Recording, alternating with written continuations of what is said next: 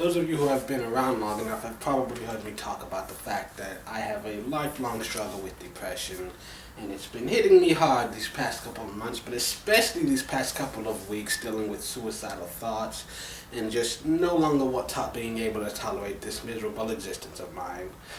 But you'll be happy to know that at least temporarily I'm feeling better. These past couple of days I've been in basically the happiest mood I've had in all of 2017. So yeah, I'm feeling great. And for those of you who watch consistently, who click like and like the 2 or 3 comments that I get every month, that does mean something to me. It's nice to know that there are people who appreciate the effort that I put into this. So I just wanted to say thank you to those of you who have become loyal fans for some stupid reason, because I honestly have no right to do any of this. I really suck at it.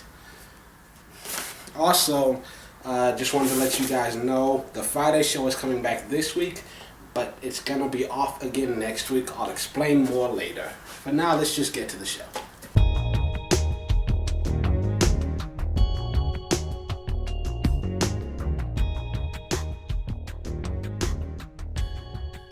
Greetings and welcome to the Fan Perspective. I'm your host, Nathan Lau. This is WNBA Weekly, the show where twice a week, usually on Mondays and Fridays, I will stand in front of this camera, talk about things that happened recently in the association and things I'm looking forward to in the upcoming days. I'm not going to go over every single detail of every single game that was played recently. Some of the major storylines that you need to know about. The Connecticut Sun were able to put together 5 consecutive wins before going into Sunday's matchup against Dallas and dropping that game. But that's not necessarily something they should be ashamed of, because Dallas, that was their 4th straight win, and they now have the 2nd longest winning streak in the league, behind only the LA Sparks, who won their 5th straight game on Saturday, and they are the only team in the league still undefeated at home. However, the Minnesota Lynx and Washington Mystics both undefeated in conference play. And also a couple of noteworthy things that happened. You have Cappie Pondexter passing Katie Smith for 4th all-time in career points. Brittany Griner has her first dunk of the season. And on Saturday, Tamika Catching's jersey was retired. So here's a quick look at your standings.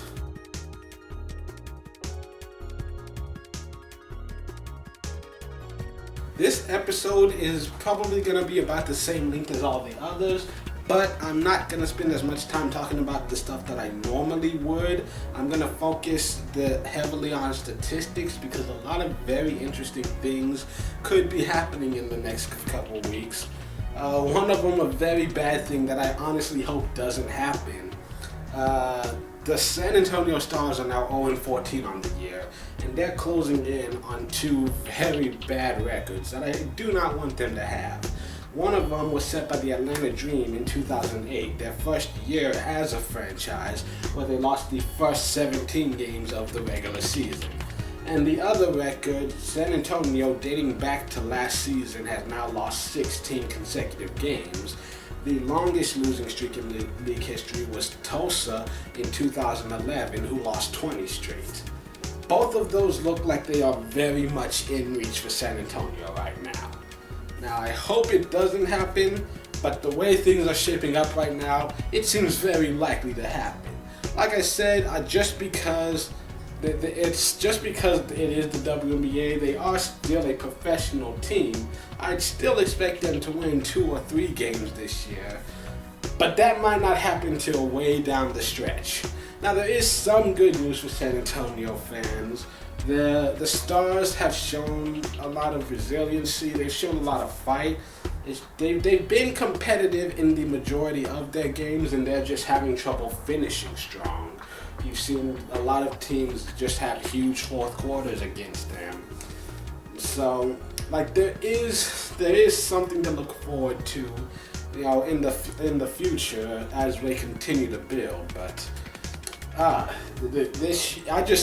I can never look at any game on the schedule right now and think, yes, that's the one San Antonio's going to win. Because so far they've just lost to everybody, and they've done it in so many different ways. We're going to focus on some positive things that could be happening soon. For one thing, Brittany Griner, she's been in the league such a short time, 4 damn years under her belt. Yet already, Sylvia Fowles is the only player with more career blocks than her, and not even by that wide a margin.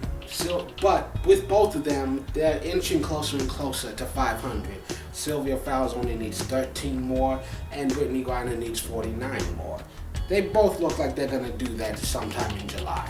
Cappie Pondexter, who I mentioned earlier, just became the 4th all-time in career points.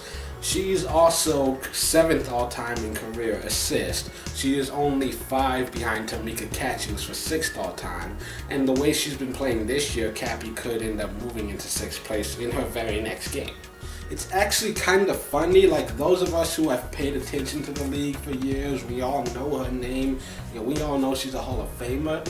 But somehow this woman has quietly put together an amazing career.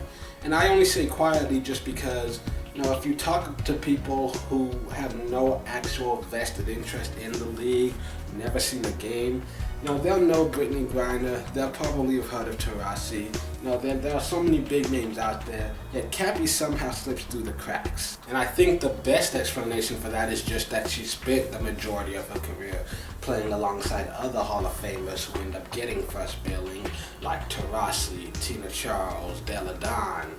And that even though you should know her name and you need to pay attention to her, more people care about Batman than they do Robin. Gia Perkins and Alana Beard both need 11 more steals to tie Delisha Milton-Jones for 5th all-time, and then 4 more to tie Katie Smith for 4th all-time after that. Also recently, Candice Dupree passed Lauren Jackson to take 9th all-time in career rebounds. Tina Charles only needs 3 more to do the same. They're both less than 40 rebounds behind Michelle Snow for 8th all-time. So now we're going to finish off the show by talking about all the games that are being played this week, and every single one of them is being broadcast. So be sure to set aside some time in your schedule when you can. And as always, be sure to adjust for your time zone. On Tuesday, you've got the Storm at 12 p.m. on NBA TV, and then later you've got the Sparks versus the Sun at 7 p.m. That's going to be another Twitter game. On Wednesday, you've got another Twitter game. You've got the Fever versus the Sky at 12:30 p.m., which once again interesting just because Sky have yet to win a single home game this year, and the Fever, their only road win of the year, was against the Sky. Then on Thursday, you finish off with the Liberty versus the Mystics at 7. The Mystics are undefeated versus the Eastern Conference this year, but they have yet to play the Liberty. And then you've also got the Storm versus the Sun. That one's going to be at 8.